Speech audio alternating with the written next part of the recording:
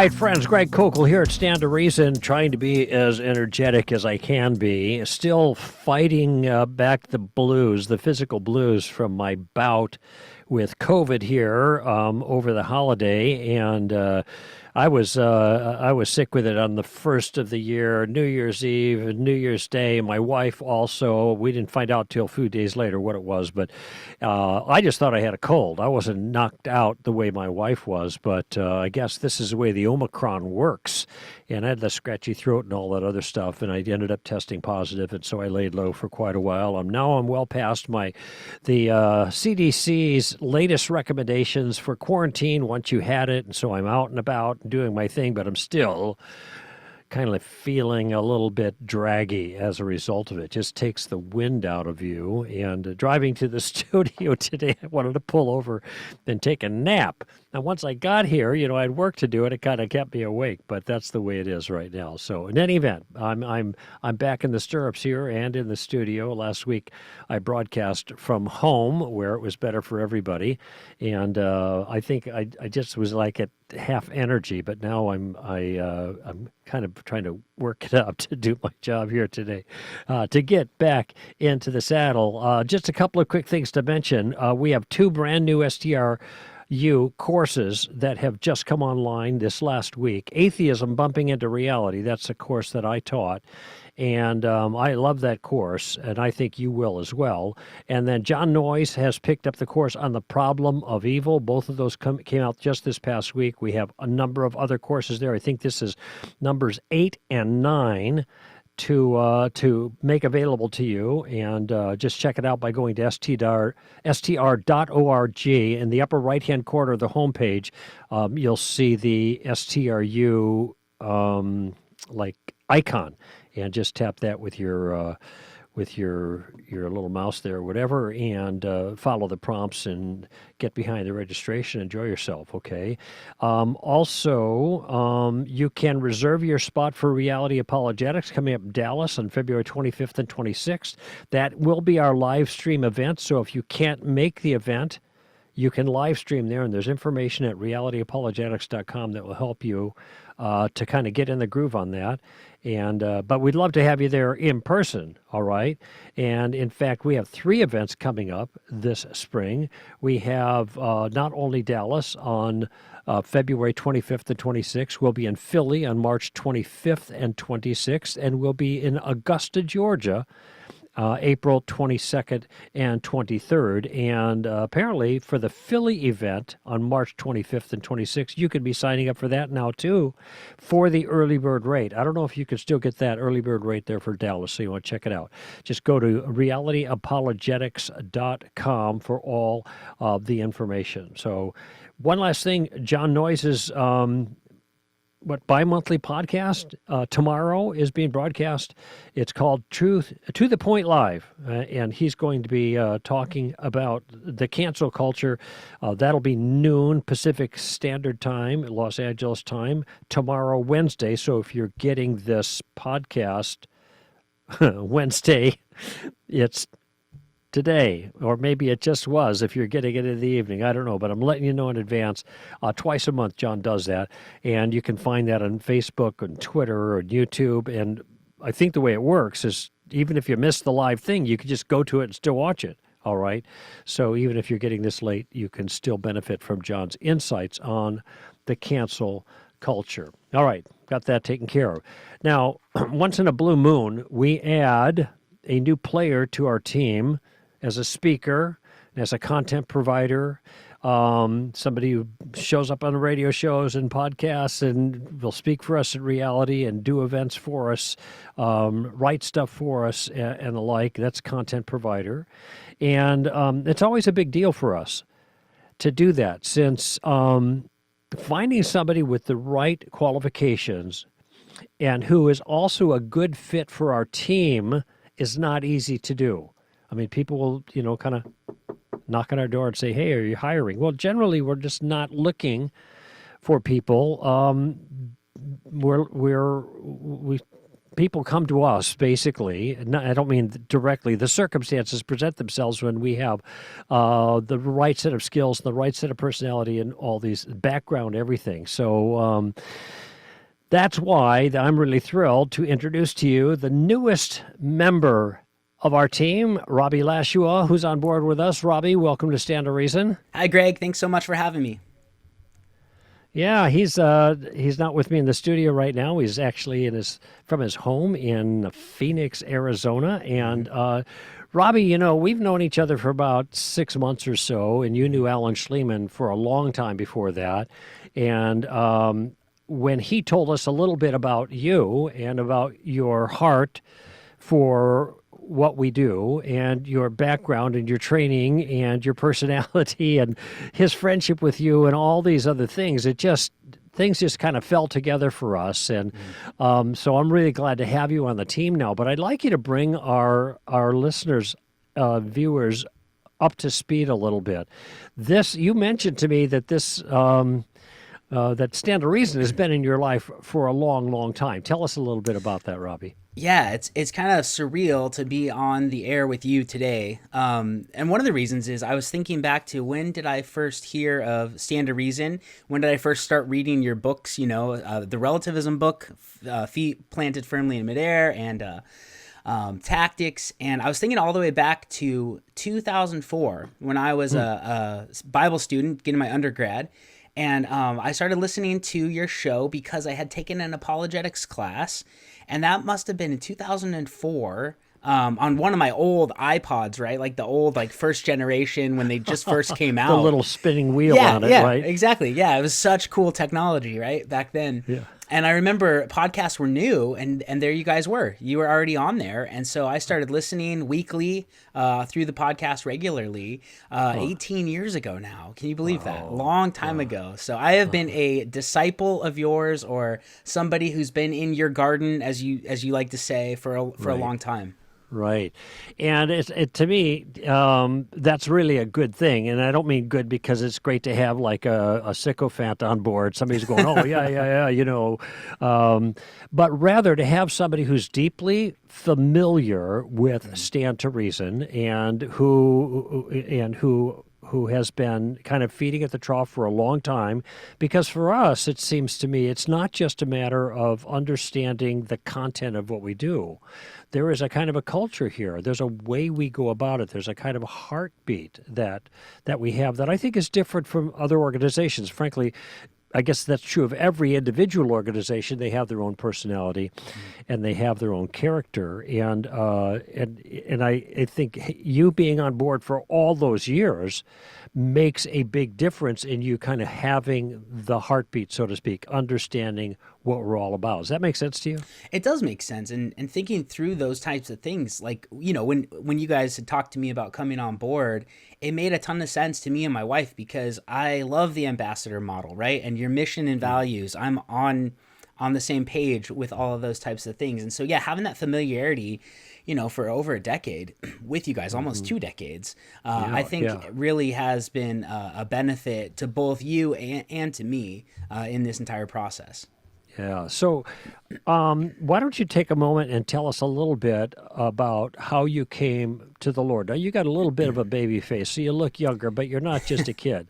No, I'm old, man. I'm getting up there in age. Yeah, I'm getting close to 40. I can't believe it. Oh, there you go. I know. Well, that's kind of broadly where our young guns are situated, like 38 to 42-ish, right in there, between John and you and Tim and Alan and Amy, etc., who I call my young guns. Yeah. So you're kind of right in the pocket there.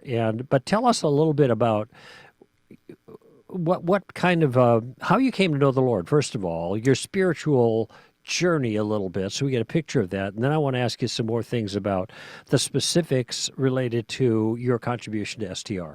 Sure. Well, the way I came to know the Lord was I was raised in a Christian home. My grandpa was a pastor. I'm from northern Arizona, which is, there's a ton of Mormons up there. Northern Arizona was kind of founded by the Mormon church, the LDS church. And so my family is from the Bay Area, and so my grandpa moved out there to plant a church before I was born, and my mom and dad met.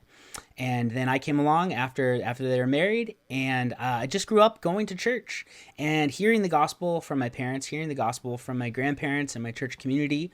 And when it was the summer of '88, and I was 4 years old, and I remember at VBS hearing it again and saying, yeah, I need that because I do a lot of bad stuff. I need to be forgiven of this guilt that I have. Yeah, you were a pretty raunchy 4-year-old, I'm sure. Oh man, I was wayward. I was way far gone, and yeah, it was terrible. No, Well, this isn't the first time I've heard, though, that someone as young as that has a genuine sense of conviction of guilt. Fortunately, you got that early on before you were able to add to your list of offenses. You know what I'm saying? So good. No, it's Good for true. you. I often think, I don't have an exciting testimony. I wasn't a cocaine addict, and then I came to know the Lord, and I don't have an exciting, but what I have is He saved me from a young age, and He saved me from experiencing a whole ton of turmoil in my life Yeah. because following Jesus just is better. So I grew up going, doing all the church things, going to youth group, going to Awana, going every Sunday, being involved in the community. And I'm from a small town, so all the evangelical churches in town really worked together well. And I went to youth group at one, I went to Sunday morning at another, but the pastors were all on the same team. So just growing up in a really healthy environment for that, even through the teenage years, like I just wanted to serve the Lord and do missions trips and those types of things. And then I came to the point where I wanted to go to school. It was time to move away from my small town to the big city. And so I moved down to Phoenix to go to Southwestern Bible College. Oh, okay. I thought you were going to say Tucumcari, New Mexico was the big city from, No, from I where don't. you came from. No. No, but I'm curious though. During that time of growing up, did you? I mean, it sounds like the process was pretty smooth. You had a good group of people around you all the time. You had solid spiritual mentors in place. Did you have a period of doubt that you struggled with personally in your younger life at all, or have you ever had that, or were you really solidly positioned so you didn't experience that kind of thing? Oh no, I had doubts, especially growing up, because I had through Awana, especially, I had to read the entire Bible, and so I remember there was this one time where I was reading in the Gospels, and I came across that passage that talks about Judas being thrown into a field and his stomach being cut open and his guts spilling out, and I thought, this isn't what I remember. I thought he went and hanged himself, Right. and so I was probably 13. And I was having this crisis. My heart started pounding, right? I'm like, oh man, I have uncovered the secret to Christianity. Like, I thought this. I have figured it out. Nobody's seen this in all these years. And I found the contradiction. And so I called my grandpa because he'd been a pastor and been to seminary. And I was so nervous to talk to him. I mean, I can remember my heart just racing. I was in my room, on a corded phone back then. Yeah. And I called him and I brought it up. And I thought, I'm going to ruin his faith, all these things. And he's like, oh, that's not a big deal. He's like, yeah, everybody knows about that. And I felt relieved. And then he explained to me a couple of different ways you could interpret that and how it's not a contradiction. It's just one's giving details, the other isn't. And then I felt so relieved at that point. And looking back on it, I'm really glad that I sought it out and brought it up instead of just letting it fester in my heart, because I think it would have caused me a lot of anxiety. Well, that makes me think of the multitudes that are confronting what appear to be problems or troublesome passages that they don't know how to resolve. And when they go to their spiritual betters, they don't get answers. Yes. They get, other things. They get shined on in some way. And I'm not. It was good that you had a grandfather who was in a position to answer that. And I'm not sure how much that has influenced your own trajectory since then. But it strikes me that was a grace of God to have that kind of No, it really was situation. Having him in my life really set me on a trajectory of following the Lord and thinking about my faith. It wasn't just something I followed. But also having Mormon friends growing up really pushed me at a young age to start thinking about truth and how we can know what's true and what the differences between Christianity and the LDS Church are. So, were those obvious to you at the time, or did they all kind of seem the same, and then you started to get smarter in a certain sense and see the distinctions, or how did that work out? Well, I mean, I would play basketball, with my friends who were Mormons from up the street. A lot of kids in town were Mormon. I felt like all the prettiest girls in town were Mormon too, which was just All the terrible. nicest ones too. Yeah. Oh man, it's true. But we'd talk, and they would try to proselytize me. Like my friends gave me a Book of Mormon, when I was probably 10, 11 years old. And so I talked with my parents about it. I talked to my grandpa about it, and just sought through, okay, what does Scripture say versus what does the Book of Mormon say? And more than that, what do Doctrines and Covenants say? And so through Right, just because the Book of seeking Mormon's it not a out. theological book. No, it's not. It's not a theological book, and so through seeking that out, it really helped me to see. Oh, you can discover the truth. Like you can see the differences, and when they try to say, "Oh, we're an extension of that," it just can't be because of the contradictions in theology. That's something I talked about this not too long ago about how the Book of Mormon is the book that they give you to read to ask God if you could have a burning in the bosom that affirms the legitimacy and authority of the Book of Mormon. But of course, the Book of Mormon is allegedly an historical book. It's not theological. It's the other works that are theological that are the bigger concern. But then to posture, though, that, well, Christianity and Mormonism, well, let me back up and put it this way. Mormonism is just a denomination of Christianity. It sounded to me like what you were saying, they were saying. Is that right? We're Yeah, just a different kind of Christian? yeah, I've had people say that to me, like we're the same, and you go, well, but you don't think that because you're trying to get me to join your thing. So if you thought we were the same, Right. I even remember Yeah, from being a while little you're kid robbing the thinking church. that. Yeah, we're not the same That's thing. right. So Yeah, and I think of Joseph Smith saying, that, when he's trying to find the right, true denomination, being told by God that all the Christian denominations are abominations, that's why he's got to restore the lost gospel. So that always yeah, struck me as odd, I mean, why not just shout it from the rooftops if this is what your doctrine is? You guys have been wrong for 2,000 years. The yeah, gospel's been lost. yep. God bless you, but that's the way it's been. Now we have the gospel, and this is the real thing. Instead of trying to make, a common cause with us in some way theologically, that always bothered me. Yeah. But in any event, though, you mentioned that you decided to go to Bible school in Phoenix, the big city. Yeah. Yep. I moved down to the big city. So big metropolis there in Arizona, and Arizona Christian, right? yeah, that's what it's called now, Arizona Christian University. When I went, it was called Southwestern Bible College, but they've grown Isn't up. that the school? This is the group they grew up. Isn't this the group that does the annual survey of like who's a Christian and who isn't a Christian kind of thing? Yeah, It seems George to me I was just Barna. citing that the other day. Yeah, that's right. George Barna is there, and he's doing a lot of work out of Arizona Christian University now. Uh-huh. Well, I remember because when that piece came out just recently, and it was we talked about it on the air, an assessment of the Christian worldview. Yeah. Rather, an assessment of which Christians, how many professing Christians, which were amounted to about 65% of the population, which, good news, bad news, right? I Sure. wrote about this in December. That sounds good news until you read the fine print. And then you find out these people who are professing Christians, it turns out that only, I think, 9% of those are what, according to the assessment in the survey, are what would be called committed disciples.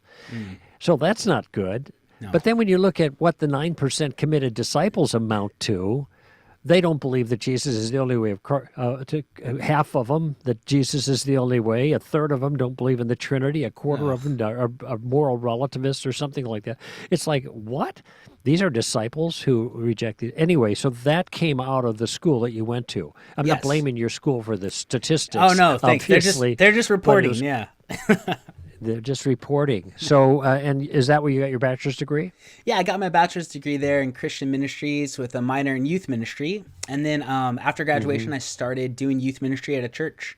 I was the high school and junior high pastor for 5 years. And my wife's a couple years younger than me. So once she was getting close to graduation, that's when we got married in 2008. So we've been married for almost 14 years now.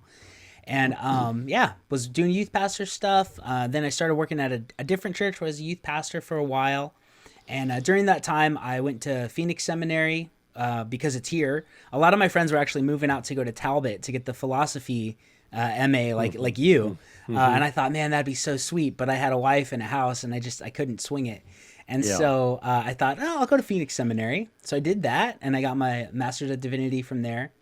And then I really wanted to do apologetics more. And so I went to the Biola MA program. And did you take that at a distance study? Is that right? Yeah, the module where you do all the work from home, but then you come out for 2 weeks and you sit through the 2 in the weeks of summer, courses right? with the professors. Yep, that's the way I did it. Did I ever do a lecture for you during that 2 week Yeah. session? Because sometimes I've come Yeah, out you for did. that. Yeah, you went over there. It must have been in 2012, and then Alan Schleman too. He came and spoke on Islam while I was there.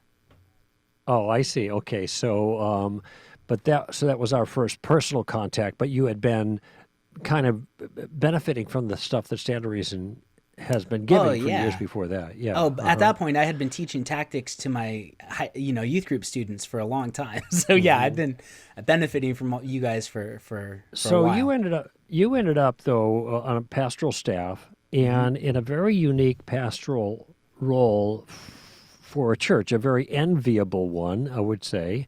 Tell us about that. Yeah, so after I was at my current church for about 5 years, we started talking about me becoming an associate, and I really wanted to do apologetics more in the local church context. And so I became the pastor of apologetics at my church, which was I like awesome. the ring.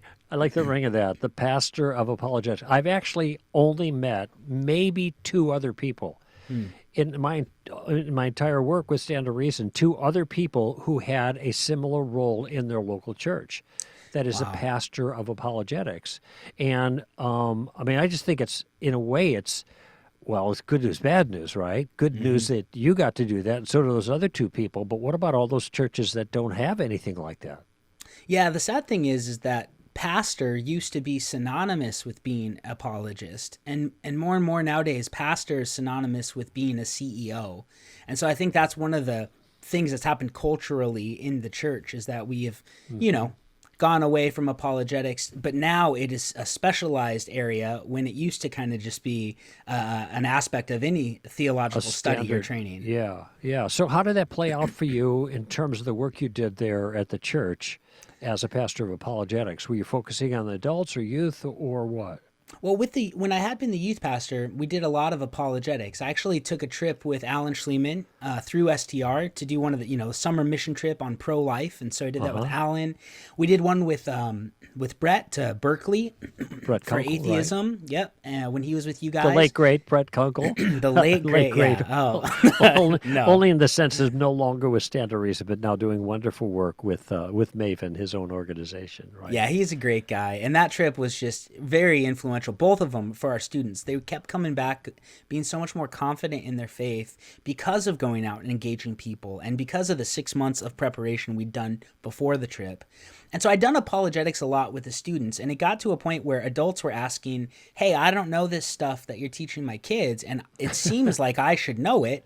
Can you teach some adult classes? And so I'd start teaching adult classes, and then it kind of spiraled into, hey, why don't you just do this with adults full time? And we'll continue doing apologetics with the students, which they have done with the other youth pastors who followed me. But so I started when I became pastor of apologetics, it was with adults. And so I did a Mormonism mission trip with adults. We went to the Manti Miracle pageant with an adult group that we'd trained up in Mormonism. I taught classes. Mission trips, right? We did mission trips, not just apologetics, but we did mission trips to the Philippines. So we studied a lot on Roman Catholicism before going to that. And I also did a weekly podcast as part of my job. It was called Christ Culture and Coffee, and it was an apologetics podcast. I was working with one of my students who had just graduated high school, and he needed an internship. And so we started this podcast, and we had it running for over 3.5 years. So getting close to 4 years time. So you co-hosted with the other student? Yep. And you were working with him kind of in a mentoring relationship. Is that the Yeah, idea? I was mentoring him because he was going to Grand Canyon University for theological studies. And so through that time, I was mentoring him and teaching and training him apologetics, and we would do the show together. It was great. So that was a really cool aspect of my job. So there's a lot of people, Robby, I'm glad we're talking about this in particular with your background, because there are a lot of people who think Well, the reason we only have like 2 or 3 apologetics pastors in the country is because we don't need that kind of thing. Not for young people, because they're postmoderns. They don't believe in truth. They don't resonate with that. They're in their feelings. They blah this, that, the other thing, right? And I'm interested to hear your response to that in light of your own experience with the young people and adults in your local church. Well, I would say that, it's the same thing that people have been saying forever. So many students are leaving the church after graduating because they get to college and they hear things that they've never heard before. It's not only that they don't have a response to the things they're hearing, they've never heard these arguments against their faith before. And so my goal, even as a youth pastor, was I want to tell them what they're going to hear before they hear it.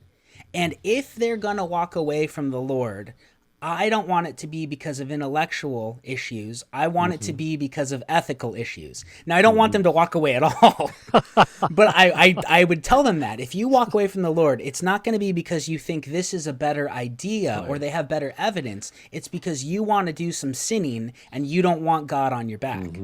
You know, when I was talking with a group not too long ago who asked me about the bigger threats that the threats that their students are going to face when they go away to the university. And I think the temptation is for us to think of the in a sense, academic challenges to Christianity that you were just referring to. But I think that arguably the largest one is moral. Yeah. And that's sexual. I mean, there is all, especially for guys, but not just for guys, there's all of this temptation, this smorgasbord, so to speak, that is laid out for the taking for the most part. Certainly a lot more latitude than when, 50 years ago when I was a college student. But that was the counterculture, so it was opening up even then, but still. And what's standing in the way? Well, religion, right? So you don't want religion getting in the way. And so all of a sudden these other issues take on a stronger importance. The arguments or the challenges people raise against Christianity have more cogency because there's another motivation to want to believe them and to walk away and do your own thing. It reminds me of what we were talking about this at staff meeting today with Tim Barnett. And Tim has famously said a lot of times people, you can correct me if I get this wrong, but it's something like, are they raising challenges or raising issues or questions? Are the questions looking for an answer or are the questions looking for an exit? And I think this is what we face a lot with young people when they are appealed to by the world with all of this flash and glamour, all this freedom, especially sexual freedom, that entices them. If they don't have that root, they're goners. And the what might otherwise be answerable and somewhat even shallow challenges to Christianity take on a lot more significance for them. No, that's very true. And they need to understand that Christianity has good evidence and reasons for it. That's where apologetics comes in. But then they have to, I think through the high school years, they have to cultivate the relationship with Jesus and really trust in the fact that he has their best interest in mind. And that the morals of Scripture aren't because God is trying to steal our fun, right? He's not the cosmic joy kill, but because he really does care about our well-being and he knows what's best for us. But that is such a difficult thing, like you said, when you go to school and there's the temptation and there's the expectation of partaking in this hedonism. It's a tough place to go if you're not strong in the faith. You made a comment, Robby, and talking here with Robby Lashua, our newest speaker, content provider at Stand to Reason. We'll talk more about some of the things he's going to be doing in a minute. But you mentioned how important it was for youth in church to go deep with Christ while they're young before they go out. And as I think this next series of realities that we're starting in September, so the 22-23 series, we're going to be focusing in on deconstruction and deconversion, which is a huge problem in the church. And though I think it was tempting to think maybe 5, even 10 years ago, that people ended up deconstructing or leaving their convictions when they get to college. And so how do we deal with that and address that? These college students are facing challenges they can't answer, and this is undermining their convictions. It turns out that most of those people actually weren't convinced even in high school.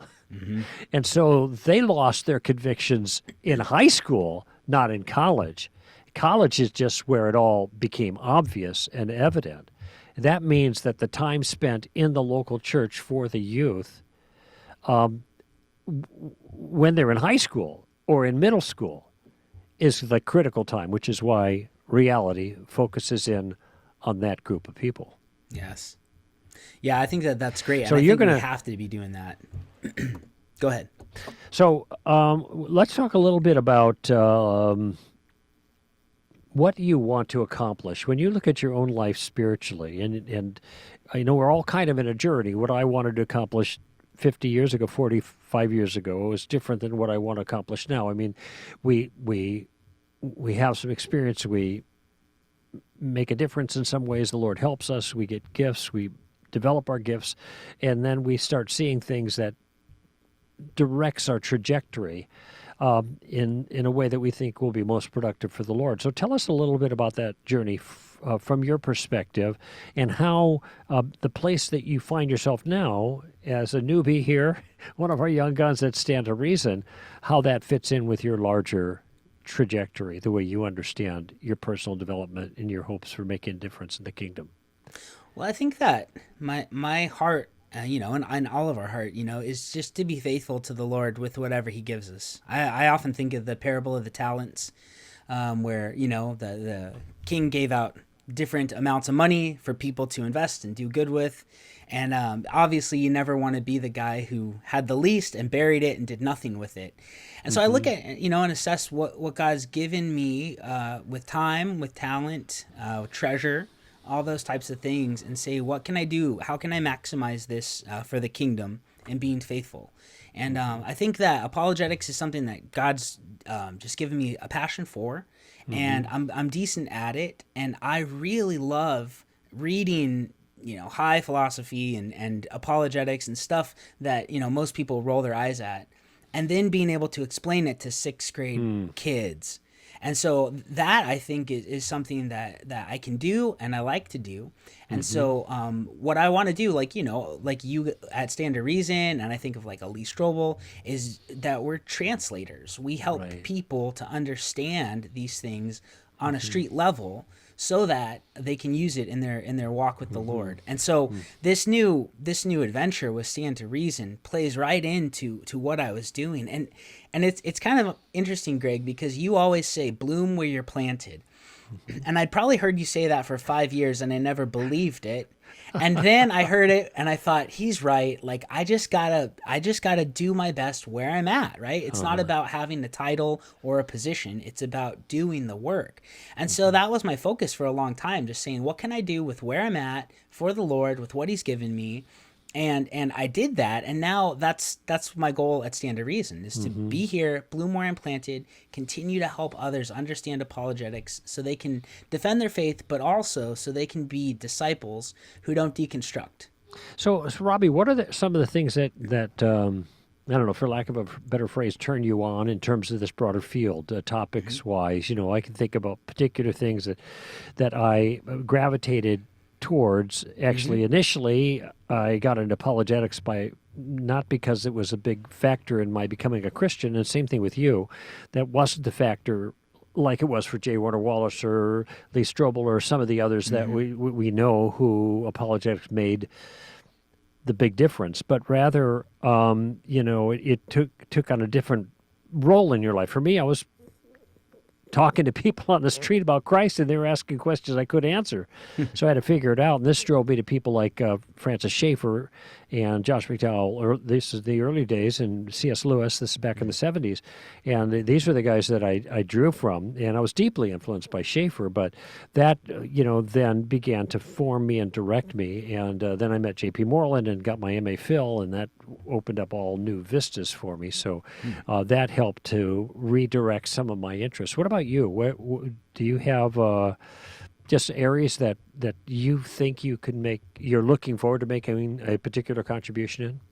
Yeah, I really do love the resurrection. Like, I think it's so important, and I love reading, Michael Licona and Gary Habermas and those guys. And so Yeah. that's one of the areas that I really like to study and to talk with people about. And I think that it is it's not an untapped area of apologetics, but I want more and more Christians to be able to understand how many arguments and evidences we have for that and Mm-hmm. start a conversation with that. A lot of people are stuck with, God's existence. And I think that's great. But you can convince somebody that a God exists, but then you got to get to, well, which God exists, right? And then Mm-hmm. there's another step and another step. And I think That's just in right. our culture that's so instant gratification and soundbite, culture, that people need to be ready with what I would say is the best apologetic, the reason for the Mm-hmm. hope we have in us, which is Mm-hmm. Jesus rose from the dead, and he said if I trust in him, he'll raise me Mm-hmm. from the dead. Well, there are like two basic approaches. One is a two-step, and the other is the Mm-hmm. one-step. And the two-step is a classical view. You start with God, and then once you got God, then you figure which God, and this is where you can bring Jesus in um, to make the case. Or you could just start with Jesus, and Mm-hmm. then Yeah. kind of work backward from that, and that's the one-step approach. And Gary Habermas is really good at that, and whatever. So, when I heard you speak the first time when I was reviewing some of your materials, I think you were talking a critical race theory or something related to that. Is that correct? Yes. Does Yeah. that sound familiar? Yeah, I like speaking about those types of things, especially, current issues. You got to stay up on the culture of what's going on. So, Yeah. transgender stuff, critical race theory, CRT, homosexuality. And I know Alan, has done phenomenal work on those issues. Right. But I really like those. I really like resurrection. And I do like Mormonism and Islam as well, just As studying those to help topics, people as yeah, to topics. Yep. pursue. Yeah. Right. Yeah. So,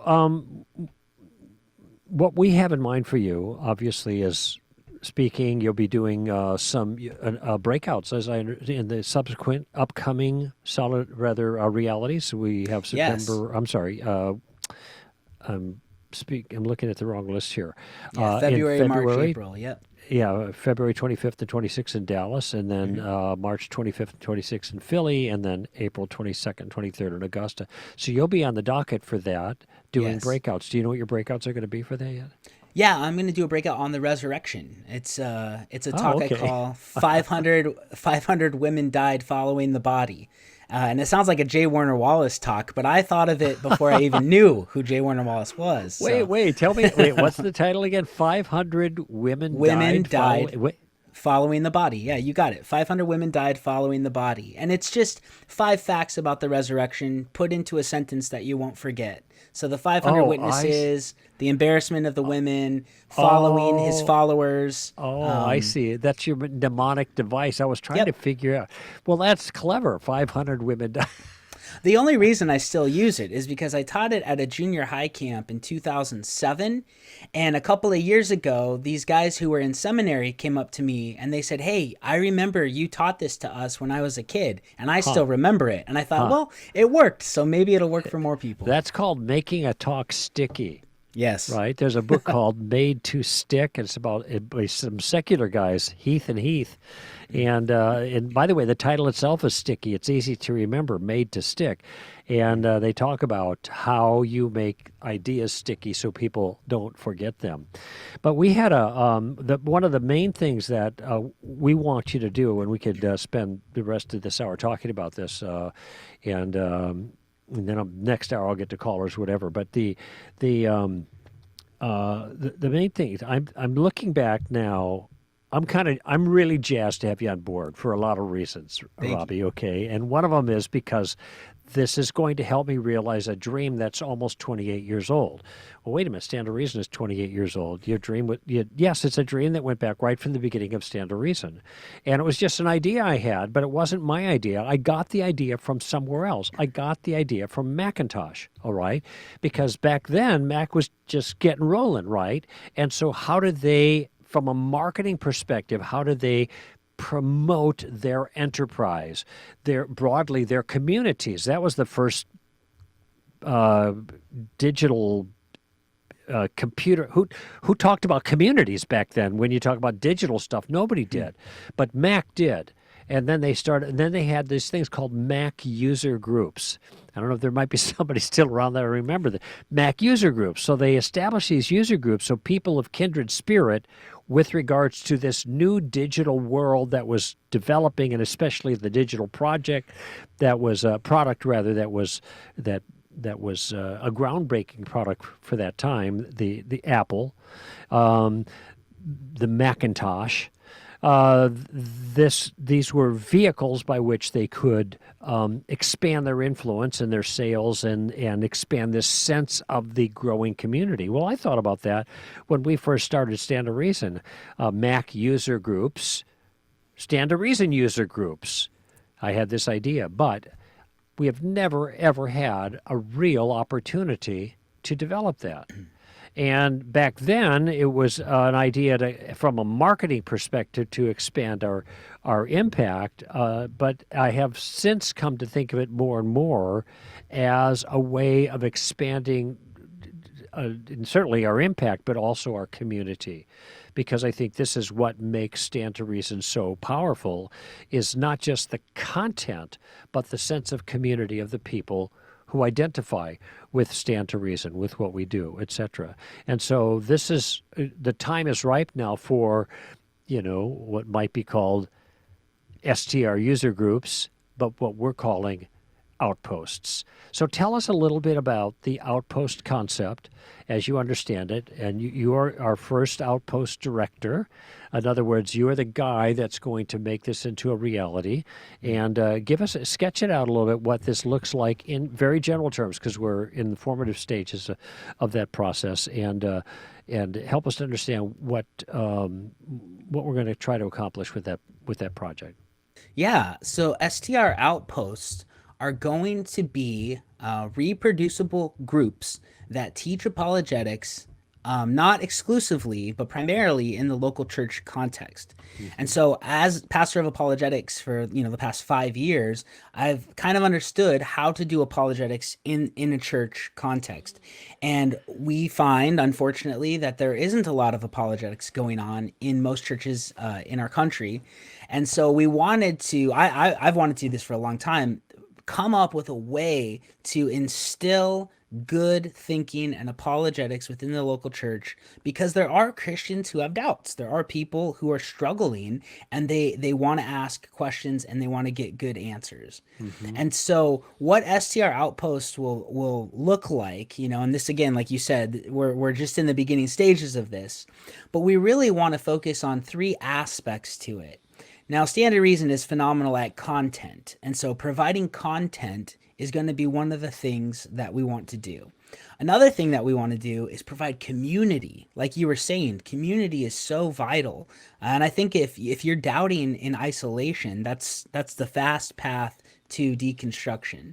But if you're doubting in community, that can actually strengthen your faith and make you a better ambassador for the Lord. And so we want to have strong communities in the local church using STR contents like STRU and some other things that we'll develop to teach and facilitate conversations so that people can be bolstered in their faith, have confidence in it, become deeper disciples, growing in the knowledge of Jesus, and be ready to go out into a culture that's somewhat hostile to Christianity and be good ambassadors for Jesus.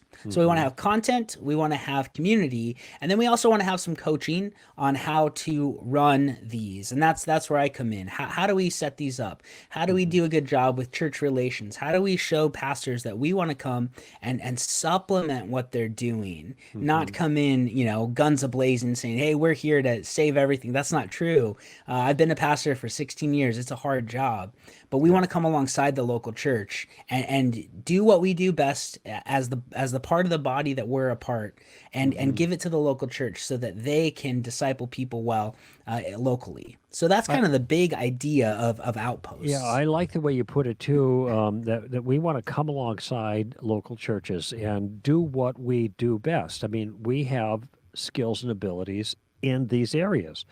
It's just like the body of Christ. We see in 1 Corinthians 12 and Romans 12, the body of Christ is a body, and each has a different part that does something else to help the whole body.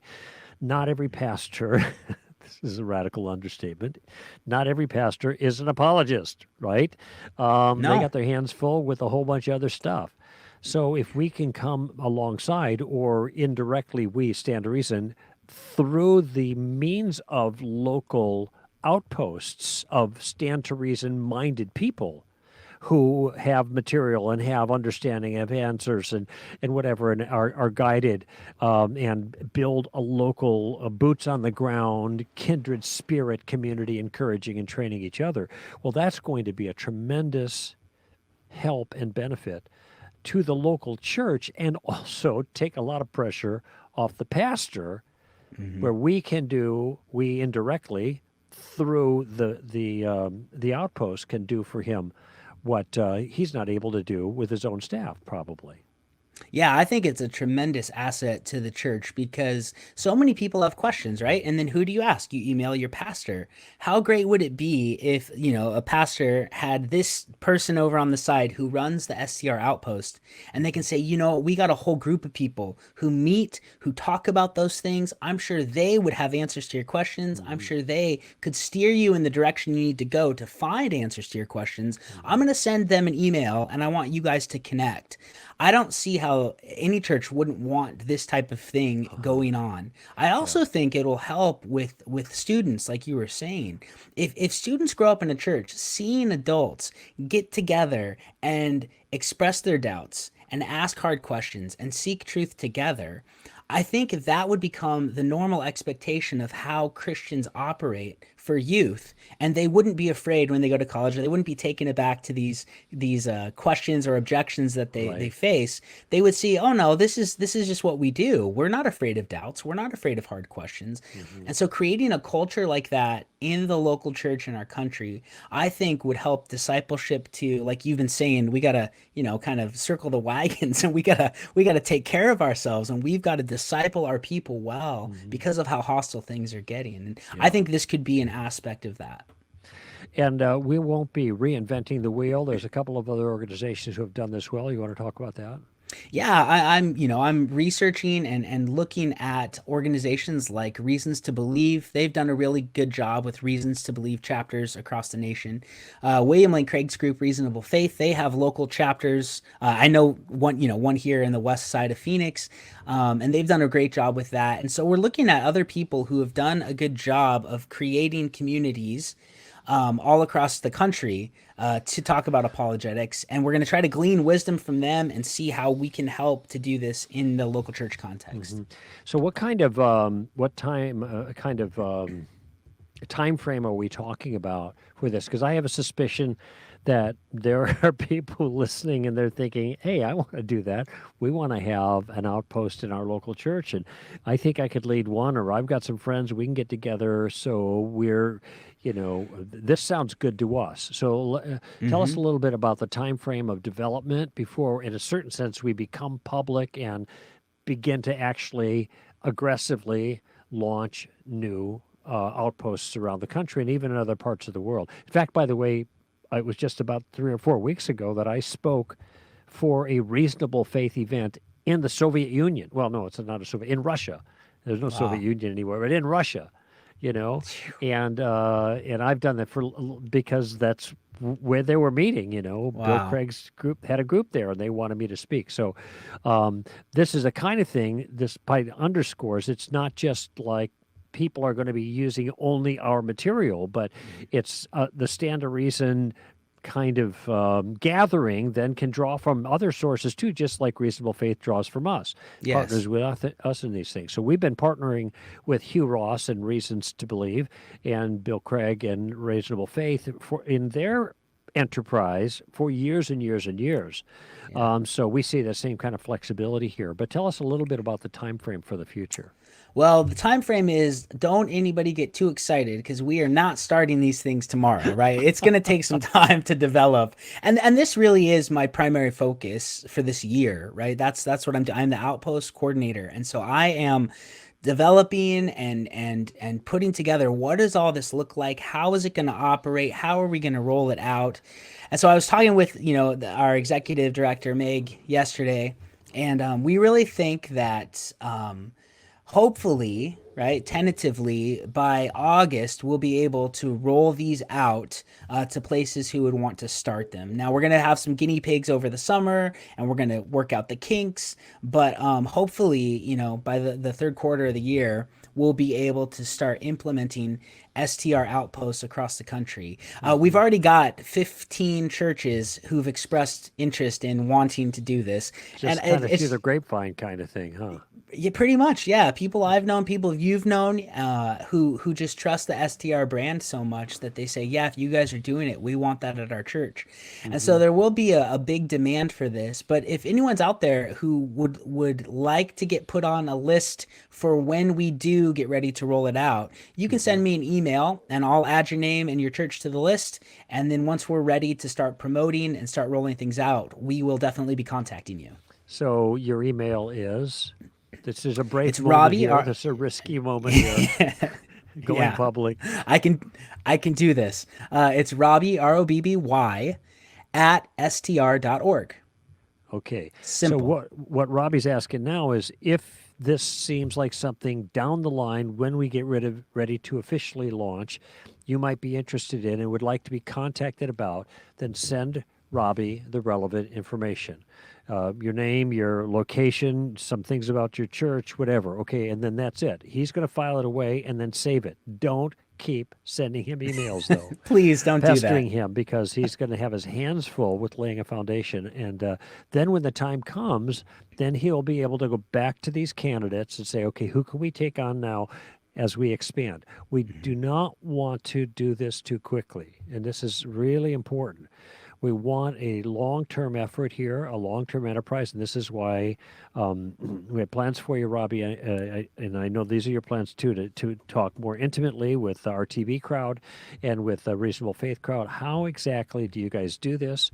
How do you formulate it? How do you protect your brand with people you don't know, that are now carrying your name and having meetings and the like? How do you best coach them? How do you formulate this?